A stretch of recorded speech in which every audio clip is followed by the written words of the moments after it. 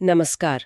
आज हम बात करने वाले हैं पैसों के मैनेजमेंट की और ख़ास तौर पर बजट बनाने की। मतलब ये उन सब के लिए है जो सोचते हैं कि भाई पैसा आता तो है पर जाता कहाँ है पता ही नहीं चलता। हाँ, या फिर जो अपने फाइनेंशियल गोल्स को लेकर थोड़े सीरियस हैं, कर्ज चुकाना हो या कुछ बचाना हो। बिल्कुल। और देखिए इसके लिए हमने अलग अलग जगह से जानकारी ली है। कुछ बैंक्स हैं जैसे Jefferson security bank, bank of America, उनकी बातें हैं और नर्ड वॉलेट जैसी वेबसाइट्स की सलाह भी है। जी, तो मतलब बेसिक से लेकर थोड़ी एडवांस स्ट्रेटजीज सब कुछ कवर करने की कोशिश करेंगे। हाँ, और हमारा मकसद सिर्फ लिस्ट बनाना नहीं है। हम इसे एक बातचीत की तरह रखना चाहते हैं। समझना चाहते हैं कि बजट सिर्फ नंबर लिखना नहीं है, ये अपनी आदतें समझने का भी एक तरीका है ना? सही कहा। चलिए शुरू करते हैं फिर। तो सबसे पहले ये बजट आखिर होता क्या है? सुनने में बड़ा भारी शब्द लगता है, भारी लगता है, पर है नहीं। देखिए, तकनीकी तौर पर तो जैसा हमारे स्रोत बताते हैं, ये आपकी आमदनी और आपके खर्चों का हिसाब रखने का एक प्लान है। अच्छा। पर असल में ये उससे ज्यादा है।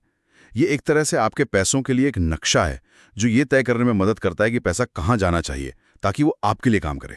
और ये जरूरी क्यों है? क्या ये सिर्फ उनके लिए है जिनकी कमाई कम है या जिन्हें दिक्कत हो रही है? नहीं नहीं, ऐसा बिल्कुल नहीं है। जेफरसन सिक्योरिटी बैंक हो या बैंक ऑफ अमेरिका, दोनों यही कहते हैं कि बजट सबके लिए फायदेमंद है। सबके लिए? कैसे? देखिए, एक तो ये पैसों की चिंता कम करता है, आपको पता होता है कि क्या हो रहा है। दूसरा, आपके खर्चों पर कंट्रोल आता है। और सबसे जरूरी, ये आपको अपने लक्ष्य, छोटे हो या बड़े, उनकी तरफ बढ़ने में मदद करता है। जैसे कोई इमरजेंसी फंड बनाना हो या फिर रिटायरमेंट का सोचना हो। बिल्कुल। इसे आप कह सकते हैं कि ये फाइनेंशियल आजादी की तरफ पहला सबसे जरूरी कदम है। ठीक है, मान लिया जरूरी है। अब कोई शुरू करना चाहे तो कहाँ से करे? मतलब पहला स्टेप क्या है? पहला स्टेप है अपनी नेट इनकम जानना। मतलब वो पैसा जो सारे टैक्स, पीएफ, बीमा ये सब कटने के बाद आपके हाथ में आता है, बैंक अकाउंट में आता है। अच्छा, जो इन हैंड सैलरी होती है। हाँ, वही। और बैंक ऑफ अमेरिका एक जरूरी बात कहता है कि अगर आपकी इनकम फिक्स नहीं है, जैसे आप फ्रीलांसर हैं या कोई गिग वर्क करते हैं, हाँ, आजकल काफी लोग करते हैं, तो उसमें या तो पिछले कुछ महीनों का एवरेज निकाल लें या फिर सबसे कम जिस महीने कमाया हो उसे बेस मानकर चलें। ये ज्यादा सेफ रहता है। अपनी सही इनकम जानना बहुत जरूरी है, तभी बजट टिक पाएगा। ठीक है, इनकम पता चल गई। अब आता है सबसे मुश्किल काम, खर्चे। इनको कैसे ट्रैक करें? ये तो बड़ा झंझट लगता है। हाँ, शुरुआत में लग सकता है। बैंक ऑफ अमेरिका का सुझाव है कि कम से कम कुछ हफ्ते, हो सके तो एक महीना, अपने हर छोटे बड़े खर्च को लिखें। हर खर्च, चाय समोसे का भी? हाँ बिल्कुल, तभी तो पूरी तस्वीर साफ होगी।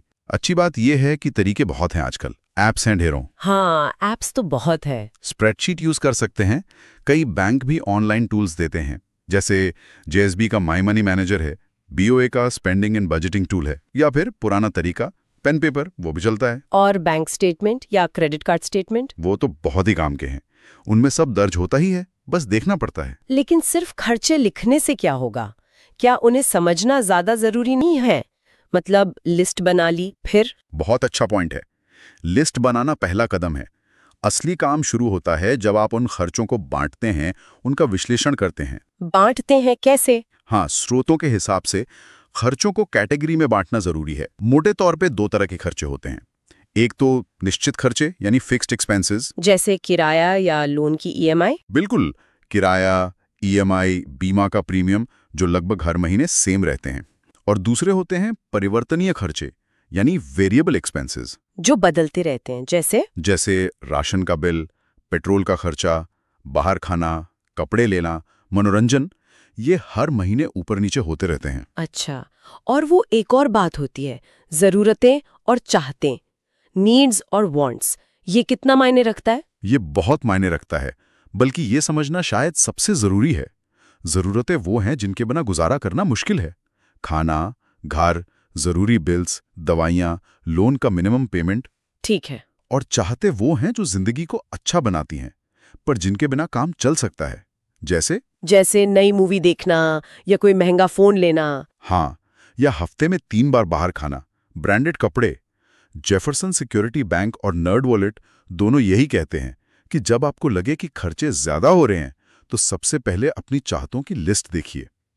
अक्सर कटौती की सबसे ज्यादा गुंजाइश वहीं होती है। ये बात तो सही है। फर्क करना कई बार मुश्किल होता है, पर जरूरी है। बिल्कुल। तो हमने इनकम जान ली, खर्चे ट्रैक कर लिए, उनको समझ लिया। अब आगे क्या सीधे कोई बजट मेथड चुन ले? एक छोटा पर बहुत जरूरी कदम और है, वो है अपने फाइनेंशियल लक्ष्यों को साफ साफ लिखना। बैंक ऑफ अमेरिका इस पर बहुत जोर देता है। लक्ष्य लिखना? जैसे? हाँ, लक्ष्य छोटे हो सकते हैं, शॉर्ट टर्म, जैसे 1-2 साल में क्रेडिट कार्ड का कर्ज खत्म करना है या एक इमरजेंसी फंड बनाना है। और लंबे लक्ष्य भी हो सकते हैं। हाँ, लॉन्ग टर्म लक्ष्य, जैसे 10-15 साल में घर के लिए डाउन पेमेंट जमा करना है या रिटायरमेंट के लिए इतना पैसा चाहिए। इनको लिख लेना बहुत जरूरी है। और सिर्फ लिखने से नहीं होगा, उन्हें बजट में जगह देनी होगी, है ना? बिल्कुल सही। उनको एक खर्च की तरह मानिए। हर महीने उन लक्ष्यों के लिए कुछ पैसा अलग निकालिए। ये सिर्फ हिसाब रखने में मदद नहीं करता, ये मोटिवेशन भी देता है। जब आप देखते हैं कि आप अपने लक्ष्य के करीब पहुंच रहे हैं, तो बजट फॉलो करना आसान लगता है। ये अच्छी टिप है। ठीक है, तो इनकम पता है, खर्चे समझे हुए हैं, लक्ष्य भी सामने है। अब आते हैं तरीकों पर। कौन कौन से तरीके हैं बजट बनाने के? सुना है कई हैं। हाँ, कई तरीके हैं। और देखिए, कोई एक तरीका नहीं है जो सबके लिए बेस्ट हो। ये आपकी लाइफस्टाइल, आपकी इनकम कितनी रेगुलर है, आप कितना डिटेल में जाना चाहते हैं, इन सब बातों पर डिपेंड करता है। तो कुछ मेन तरीकों पर बात करें। जैसे एक है जीरो बेस्ड बजटिंग। ये क्या है? सुनने में बड़ा स्ट्रिक्ट लगता है। हाँ, ये थोड़ा अनुशासन तो मांगता है। इसका सीधा सा सिद्धांत है, आपके इनकम में से आपके सारे खर्चे, निश्चित वाले, बदलने वाले, आपकी बचत, निवेश, लोन पेमेंट, सब घटाकर जीरो बचना चाहिए। मतलब हर एक रुपए का हिसाब? बिल्कुल, हर रुपए को एक काम देना होता है। इसमें बचत और लोन पेमेंट को भी खर्च ही माना जाता है। बैंक ऑफ अमेरिका कहता है कि ये उनके लिए अच्छा है जिनकी इनकम रेगुलर है और जो अपने पैसे पर पूरा कंट्रोल चाहते हैं। हाँ, इसमें थोड़ा टाइम लगता है। फिर एक बहुत पॉपुलर है 50-30-20 रूल। ये क्या चीज है? ये काफी फेमस है। एक किताब आई थी ऑल योर वर्थ, उससे ये पॉपुलर हुआ। JSB और नर्ड दोनों इसका जिक्र करते हैं। बड़ा सिंपल है। हाँ, अपनी नेट इनकम का 50% अपनी जरूरतों पे खर्च करें, 30% अपनी चाहतों पर और बचा हुआ 20% बचत और कर्ज चुकाने मिनिमम से ज्यादा पर लगाएं। अच्छा, ये तो आसान लग रहा है। हाँ, और इसकी खूबी है इसका लचीलापन। मतलब ये कोई पत्थर की लकीर नहीं है। आप अपनी सिचुएशन के हिसाब से परसेंटेज बदल सकते हैं। ठीक है, इसी से मिलता जुलता एक 60-20-20 भी है शायद, जेफरसन सिक्योरिटी बैंक ने बताया है। जी, इसमें थोड़ा सा फर्क है। यहाँ 60% जाता है जरूरतों के लिए, जिसमें लोन पेमेंट भी शामिल है, 20% चाहतों के लिए और 20% बचत के लिए। तो इसमें बचत और चाहतों का हिस्सा कम है जरूरतों के मुकाबले। हाँ, ये शायद उनके लिए बेहतर है जिन पर कर्ज थोड़ा ज्यादा है या जो बचत पर थोड़ा ज्यादा फोकस रखना चाहते हैं, पर 50-30-20 जैसा सिंपल रखना चाहते हैं। ये भविष्य पर थोड़ा ज्यादा जोर देता है। ये काफी पसंद है। बहुत सीधा और पावरफुल तरीका है, खासकर अगर आप बचत को प्राथमिकता देना चाहते हैं। अच्छा, जैसा कि JSB और बोआ बताते हैं, इसमें जैसे ही इनकम आती है, आप सबसे पहले बचत और निवेश के लिए एक फिक्स्ड अमाउंट, मान लीजिए 15% या 20% अलग निकाल देते हैं। ऑटोमेटिक ट्रांसफर लगा दें तो और अच्छा। हाँ, ताकि वो पैसा दिखे ही नहीं। बिल्कुल। फिर जो पैसा बचता है उसे आप अपनी जरूरतों और चाहतों पर खर्च करते हैं। बचत पहले हो जाती है, बाकी बाद में। ये तो बढ़िया है, लेकिन अगर किसी पे कर्ज बहुत ज्यादा हो तो शायद ये बेस्ट ना हो। तब हो सकता है पहले कर्ज चुकाने पर ज्यादा ध्यान देना पड़े। सही है।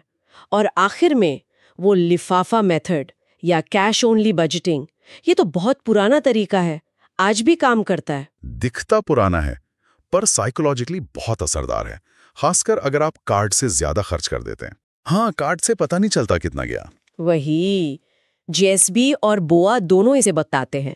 आप अलग अलग खर्चों के लिए लिफाफे बनाते हैं, जैसे राशन, घूमना फिरना, कपड़े, और महीने की शुरुआत में उनमें तय कैश डाल देते हैं। और जब लिफाफा खाली, तो उस कैटेगरी में खर्चा बंद।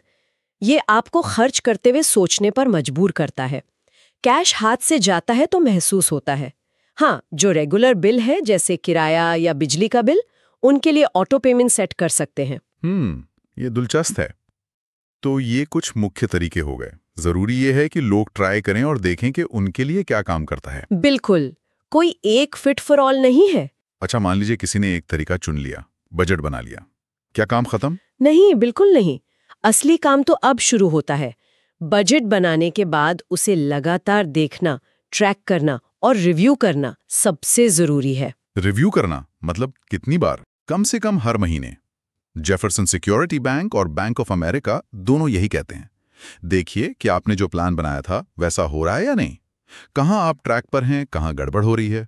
और गड़बड़ हो रही है तो मान लीजिए किसी महीने खर्चा ज्यादा हो गया बजट से, फिर छोड़ दें बजट बनाना? अरे नहीं, बिल्कुल नहीं। बैंक ऑफ अमेरिका कहता है कि इसे फेलियर की तरह मत देखिए, इसे सीखने का मौका समझिए। घबराने की जरूरत नहीं है। तो क्या करें? देखिए कि ऐसा क्यों हुआ। क्या कोई अचानक खर्चा आ गया था? क्या आपने चाहतों पर ज्यादा खर्च कर दिया? क्या कोई इम्पल्स बाइंग हुई, मतलब बिना सोचे समझे कुछ खरीद लिया? हाँ, हो जाता है कभी कभी। तो अगली बार के लिए सोचिए, शायद वो 24 घंटे रुकने का नियम अपनाएं। कुछ खरीदने का मन करे तो 24 घंटे रुकिए, फिर सोचिए कि वाकई जरूरत है या नहीं। जरूरत पड़े तो बजट में थोड़े बदलाव कीजिए। बदलाव मतलब एडजस्टमेंट? बड़े बदलाव करने पड़ते हैं? जरूरी नहीं। अक्सर छोटे छोटे बदलाव भी काफी होते हैं। सबसे पहले चाहतों को देखिए। क्या कोई सब्सक्रिप्शन बंद कर सकते हैं? बाहर खाना थोड़ा कम कर सकते हैं? अगर वो काफी नहीं है तो कभी कभी निश्चित खर्चों को भी देखना पड़ता है। क्या आपको कहीं से बेहतर कार इंश्योरेंस रेट मिल सकता है? क्या आप फोन का सस्ता प्लान ले सकते हैं?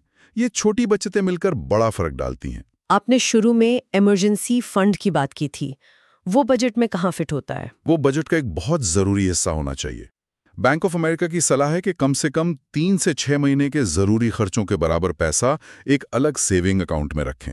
ठीक है। और इसे बनाने के लिए हर महीने अपने बजट में एक लाइन आइटम रखें, इमरजेंसी फंड में योगदान। ये फंड आपको मुश्किल समय में, जैसे नौकरी चली गई या कोई मेडिकल इमरजेंसी आ गई, उसमें कर्ज लेने से बचाता है। ये बहुत जरूरी है। और अगर कोई कपल या फैमिली साथ में बजट बना रहे हो तो क्या खास ध्यान रखना चाहिए? सबसे जरूरी चीज कम्युनिकेशन, बातचीत। बैंक ऑफ अमेरिका इस पे बहुत जोर देता है। पार्टनर्स को बैठकर ईमानदारी से बात करनी चाहिए। किस बारे में? उनके जमानसम लक्ष्य क्या हैं? पैसे को कैसे मैनेज करेंगे? क्या खर्चे बराबर बांटेंगे या इनकम के हिसाब से? कौन किस चीज का हिसाब रखेगा?